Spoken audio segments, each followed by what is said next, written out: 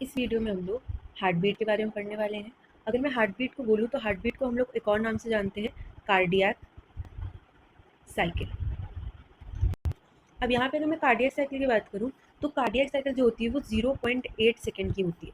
ठीक, इसमें दो चीज़ें इन्वॉल्व होती हैं, एक होता है हमारा सिस्टोल और एक होता है डायस्टोल।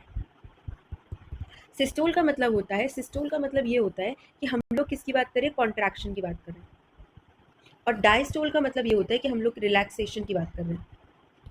क्या मतलब हुआ इसका? कॉन्ट्रैक्शन फेज है सिस्टोल और डायस्टोल क्या हमारा रिलैक्सेशन फेज है। अगर हम हार्ट को, जैसे कि मैंने एक्सप्लेन भी किया है पहले की वीडियोस में, इस बॉक्स की तरीके से समझे तो अगर ऊपर हमारा एक कॉन्ट्रैक्शन हो रहा है, ऊपर की वॉल्स, किसकी वॉल है, ऑरिकल्स की वॉल है, अगर इनमें कॉन्ट्रैक्शन हो रहा है, कॉन्ट्रैक्शन की वजह से क्या होगा, ब्लड जो होगा वो आगे की तरफ मूव करेगा, तो उस स्टेट को हम लोग क्या कहते हैं, सिस्टोल।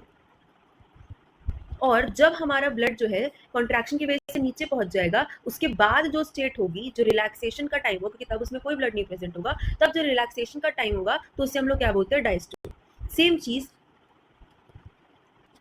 इसे हम ऑरिक्यूलर सिस्टोल बोलेंगे। सेम चीज अगर नीचे का पार्ट, नीचे के पार्ट को हम क्या कहते हैं, वेंट्रिकल कहते हैं। अगर इसमें कॉन्ट्रैक्शन होगा तो इसे हम क्या कहेंगे, वेंट्रिकल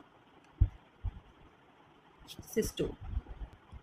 इसे हम वेंट्रिकुलर सिस्टोल बोलेंगे। और जब यहाँ से ब्लड चला जाएगा तो हम लोग उसे क्या बोलते हैं, कि वेंट्रिकुलर डायस्टोल, क्योंकि वो रिलैक्सेशन फेज। अब कुछ थोड़े से टाइम के लिए सारे के सारे चैम्बर्स रिलैक्स स्टेट में रहते हैं, लगभग 0.4 सेकेंड के लिए, 0.8 में से 0.4 सेकेंड के लिए ऑल चैम्बर्स